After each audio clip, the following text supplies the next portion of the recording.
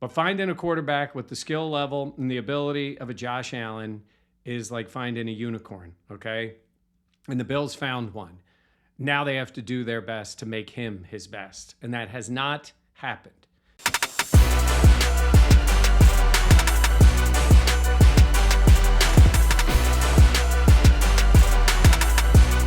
Buffalo Plus, your interactive look at the week in football, brought to you by Connors and Ferris.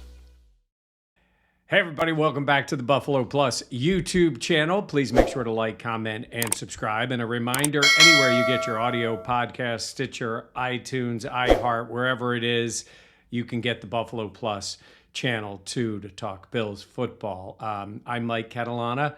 Happy to be with you today, talking a little bit about the Bills on this weekend where you got to wait till Monday night to see what's going on for the Bills taking on the Denver Broncos. I want to talk a little bit about where this team is at what I think is a bit of a crossroads right now, right? You're talking about a team that right now and an organization that is trying to figure out where they are and where they're going and how they got there. So there's important people in this organization. You know them all very well. That's who I want to talk about right now, where they are, what they can do, in my opinion, and where we are for the rest of this season going into next year. Now, it's way too early to be still talking about next year in itself because this year isn't over.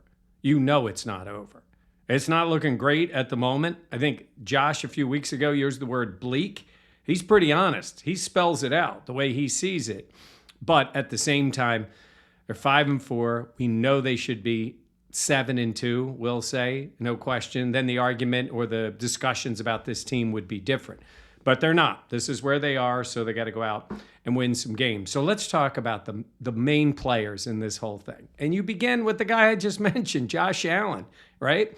I've said it to you guys before. He's the most important person in the organization, right? He's more important than Sean McDermott, more important than Brandon Beane. And the reason I say that is not that those guys' jobs aren't immense, not that they have not done a very good job in the organization, but finding a quarterback with the skill level and the ability of a Josh Allen is like finding a unicorn, okay? And the Bills found one. Now they have to do their best to make him his best. And that has not happened. It's not all on the organization. Some of it's on Josh, but that's the growing of a quarterback. So let's talk about where he is right now and what he needs to do. I think Allen is still one of the, I'll say, 5 best quarterbacks in the NFL. You rank him the way you want to rank him. He's certainly there, right? He's that guy with that talent. But they're not getting that level of play out of him right now. And I'll talk about the schemes. I'll talk about the coaching. I'll talk about where they are as a roster. But let's talk about Josh Allen and what he can do. And there's one thing I've wanted to try to ask him, and it just doesn't really come out the right way to get a non-cliched answer out of Josh, is him holding the people around him accountable. Now, that starts with a guy who's self-aware, who holds himself accountable. And I think he does. Maybe not always to the extent that you would want. I don't know. I've heard him take blame. I think inside the room he takes blame when it doesn't go well. That's great. It's great to be self-aware. But the other part of that is holding other people accountable around him. And I'm talking about players, and I'm talking about the coaches too. Let's start with the players. He's got Stefon Diggs. Diggs has been awesome. I'm not sure what more people would want out of Diggs, okay? He's played phenomenally well. He's done it without a consistent second weapon around him. He's done it with a quarterback who's made some mistakes. Not saying Diggs doesn't make some too. Of course he does. But he's made it with a quarterback who's made some mistakes and who's been banged up again this year, and he still puts up numbers. Week in, week out, the opponent knows it's going to Diggs, and he still makes plays. And he gets the targets. Honestly, I think he should probably get more. But I'm not talking about him. I'm talking about Gabe Davis. And the reason I'm bringing up Davis is I think he's a good football player. And I think he's going to play in this league for a while. The thing about it is in Buffalo, he has the opportunity, I won't say has had, he has it now still, the opportunity to be that number 2 guy. And it hasn't happened. The numbers in this case are what they are. He's had some good games and then disappears from the stat sheet in others. Look at the last two. The Tampa Bay game, they got him the ball. They moved it around. He made some plays. He was really good. And then when you really need him in Cincinnati, when T. Higgins is making plays or Tyler Boyd is making plays, Gabe Davis, nothing on the stat sheet. And you can't have that. And it's not all on the player, but some is on the player. So when I say hold him accountable, I'm thinking, you bring up Tom Brady to almost anything. It's like in basketball, you bring up Michael Jordan. It's almost not fair. But I'm talking about Tom Brady with his accountability with his teammates. And the guy I'm thinking of is Julian Edelman, who was not considered to really be much when he came to the Patriots. And all of a sudden he found himself replacing Wes Welker and being that guy. And he was tight with Brady. He followed Brady around, do whatever Brady did. I'd say like his little brother. But if you hear Edelman, Brady would scream at him. Brady would get on him. Brady would, whatever he did was wrong. I don't think Gabe and Josh are going to ever have that relationship because, Brady was here, Edelman was here. I didn't see that with Gabe and Josh. But I think at some point, got to be on him. Got to be tougher. Got to be more demanding. And you know who that will help the most? The result is Gabe Davis. I mean, Josh Allen's already got his $250 million contract and all of his sponsorships. I mean, in that sense, Josh is set. I wanted to see Gabe Davis get paid. I'm the one who said on this channel, I thought he was going to play well enough that they would take care of him during the year. That hasn't happened. So at some point, when I say accountable, expect more. Not to have those kind of games. I asked Josh Allen about Gabe Davis after the game on Sunday in Cincinnati, and he reverted to the game plan. And that may very well be true. And again, we're going to talk about that. But at some point, it's the player making a play, making himself available, getting open. I mean, we've seen it. That's the frustrating thing. We have seen it from Gabe Davis. I can't keep going back to Kansas City, but I will, when he had one of the great games in the history of the NFL. I'm sorry, when you show that at times, more of that is expected. That's the way it works in pro sports. He's had those moments, not enough. And what is slipping away is his opportunity to really get paid in this league and become that guy. So I don't know how it would work in their relationship. I know they're tight. That's cool. It's great to be friends. This is business. This is the game. And at some point, I want to see that out of Josh Allen. He doesn't need to do it with Diggs. I think maybe it works in reverse a little bit. I think Diggs holds Josh accountable in some way. Maybe that's where the offseason went. But in this case, with Gabe Davis, I think he has the talent and the ability. Once he goes somewhere else, well, then it's on Gabe to try to figure it out. We've seen that with other players here and elsewhere that, when you're with the team that drafted you, once they decide to move on, if they do, it just looks different. And you really have to prove yourself to get a bigger deal around the league and to become one of those guys. So it's about accountability on the field. I want to see it. I don't think he'll be in his face. I mean, I say Brady, we saw that, right? We saw him at times on each other. The other place Brady did that was with his offensive coordinator, right? Josh McDaniels, whatever he is in the NFL, lousy head coach, we know that. I don't know how he'd be as a coordinator long-term with somebody else. We know how he was with Brady. They had mutual respect, but they would get after each other. And I think he needs a little bit of that with Ken Dorsey. Their relationship appears to be one of certainly of respect. Josh wanted him to be the guy. We've seen the Dorsey moment, right? Where he's slamming down the tablet up in the booth and that went viral and all that kind of stuff. I've heard the stories and him saying, I'm not a psychopath and whatever, what his personality is. But we're not in that room with them. I don't know what that relationship is when they're going over film back and forth. I don't know if Josh isn't comfortable with something, how that comes out. But this relationship, again, is going to a place where, I'm sorry, if something doesn't change, Josh Allen's still going to be here. Ken Dorsey's not. That's the way it works in the NFL. If it doesn't change and it doesn't get better, it's simple. I hate to say easy. None of these moves are easy. These are people you're dealing with. But it's a simple move. At the end of the year, you're changing OCs. I thought it might happen during the year. because if it's not working, you got to change it. So when I say hold them accountable, I'm not really sure in this case with a coach and a quarterback how that would manifest itself, but I want to see whatever's left unsaid needs to be said. Whatever now is left that needs to be changed, this is the time to change it. Josh talked about in November is what they remember, is what his college coach used to talk about. Well, it's going to be November, December, January is what they're going to remember. How did you do this?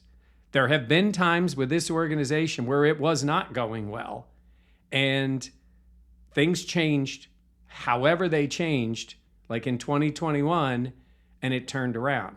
So when I say that about Ken Dorsey, I know he has his principles. I know he knows football. I mean, he's forgotten more than any of us will ever know.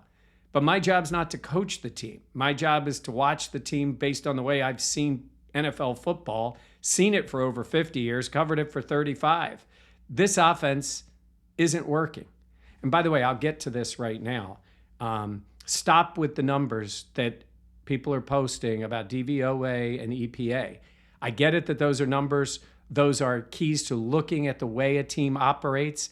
But do not tell me that those numbers are great and the Bills' offense has been very good or one of the best in the league. It's an old saying, don't piss on my boots and tell me it's raining. That's what you're doing with that. I don't buy it. I'm watching it. The players don't buy it. The coaches don't buy it. They want changes. That's why Leonard Fournette had a players-only meeting with the offense. Leonard Fournette, listen to me. Latavius Murray had that meeting, a veteran who's been around for the year, saying we got to do something different. I mean, they recognize it too. So with Dorsey in the spot he's in, something's got to change. And I'm not saying it's all his fault, but it's not working. So you have to figure out another way, because the next person I'm going to talk about is head coach Sean McDermott, who's going to be under more heat. And the place he's looking right now is his offensive coordinator. And I mentioned where they've been there before. He mentioned 2021. You know, they were in trouble. And they ended up going to Tampa and losing. They were 7-6. And they still had problems the rest of the year. But they started to change things a little bit. McDermott kept pushing for what it seemed like he wanted a more physical approach, some more running, change things up a little bit. Obviously, he and Daboll didn't see eye to eye. But they, however that relationship went and ended, they got things figured out. And eventually that team woke up and was great in the playoffs and should have obviously beaten the Chiefs and moved on. The guy who did move on was Daboll, not to be getting fired, to getting a head coaching job in the NFL where he is now. So McDermott's going to have that on him. He's changed the defensive coordinator. You know what the next step is in the offseason. It's the offensive coordinator. It's just the way it works in this league. But if you're Dorsey with McDermott, I don't know what Sean's asking him for in specifics, because, again, they're going to tell us what they want to tell us.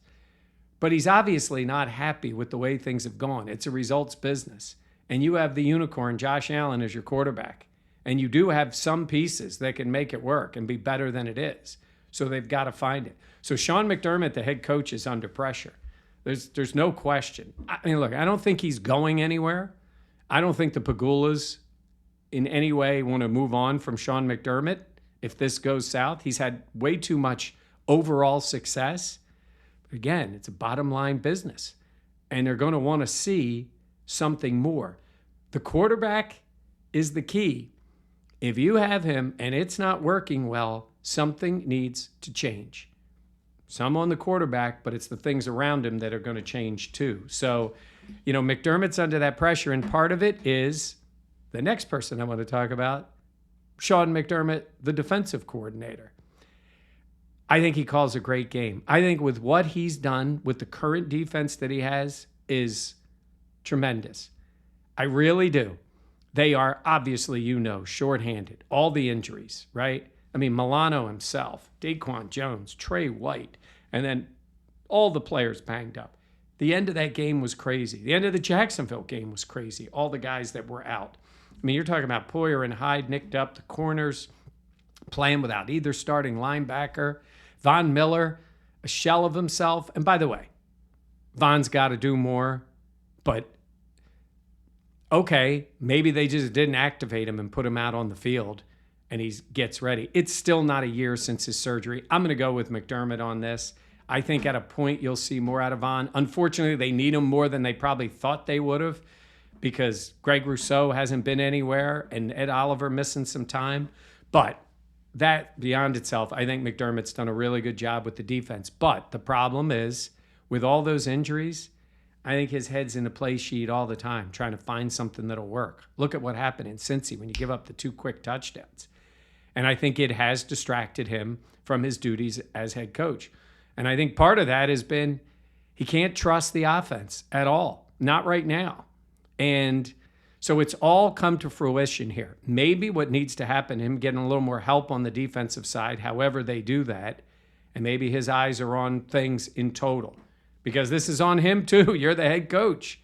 So, I don't think head coach Sean McDermott would have a problem with DC Sean McDermott at the moment, but he is the same guy. And you're only so many hours in a day. And with the offense not playing well, and I don't even want to talk about the special teams. They say a third. They're not a third of the plays in terms of the importance, but they haven't helped him out either. So this team needs a head coach to take control.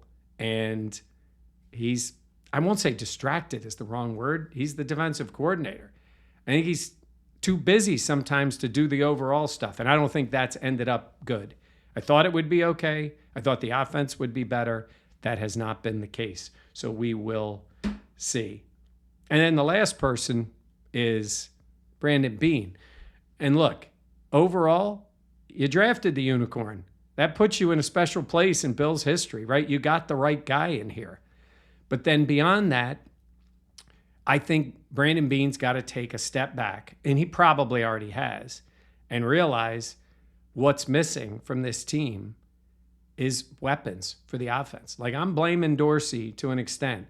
I'm giving Josh, and by the way, like I said, Josh has made mistakes. He's made bad reads, thrown bad balls, interception in the last 5, and they're not the, Brett Favre type, I can fit the ball in there. No, they're bad decisions and bad throws, like just a regular quarterback, the interceptions. But this team is screaming out for another playmaker, another weapon.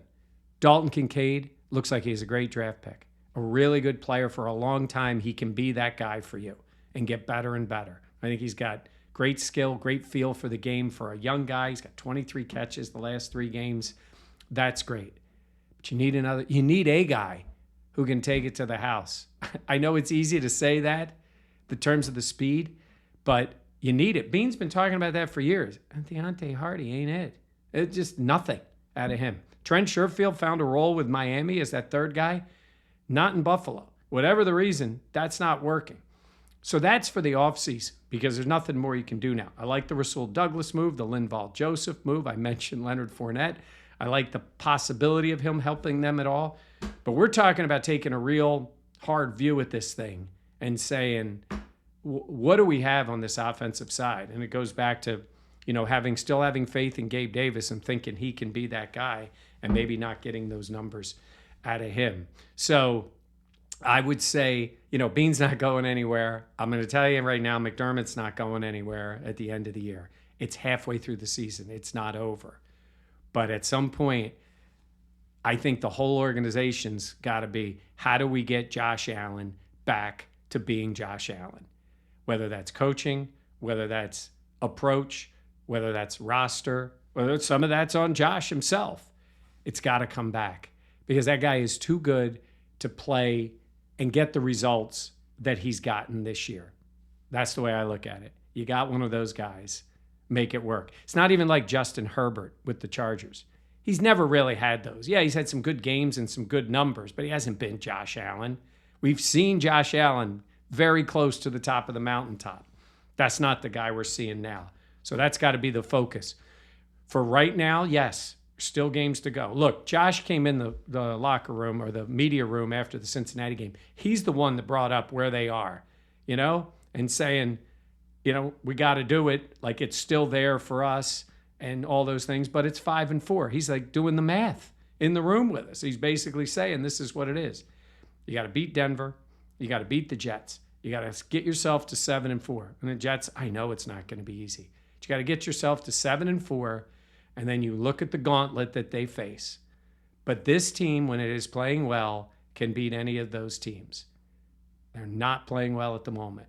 They have to find it over the next few weeks. And again, when they get against the better competition, if they can get a couple of wins, they have a chance to get themselves to 10, possibly 11. It's still out there. You beat the Dolphins. If you can beat them again and get the tiebreaker, that opens up the division. That's the chance at winning the division. You've got games. I mean, look, they've won at Kansas City before the last 2 years in the regular season. They can win in Philly. I know the Eagles, they are banged up when you're going to play them. Missing a linebacker, missing their tight end, missing their offensive right guard. I don't know if he'll be back. Hurts not at 100%. The Cowboys are good, but you can get them at home. You can win that game.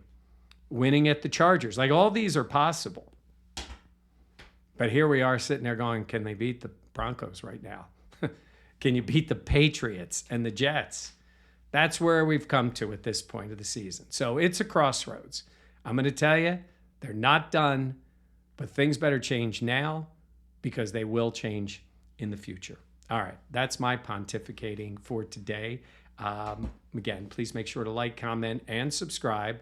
Make sure you find us wherever you find your audio podcast. Just pop in the headphones and listen at any point, or in the car, wherever it is, if you get an opportunity, or certainly watch us here on the Buffalo Plus YouTube channel. That's going to do it for me today, for our team, Jenna Cottrell and Dan Fates. I'm Mike Catalano. We have our Buffalo Plus live show coming up on Monday night, 7:30 to 8 here. Plus, if you're in the Rochester area, you can see it on 13 WHAM ABC, leading right into the game when the Bills play against Russell Wilson and the Denver Broncos. All right, that's going to do it. Have a great weekend, and let's look forward to what we see on Monday night. Thanks for watching the Buffalo Plus YouTube channel.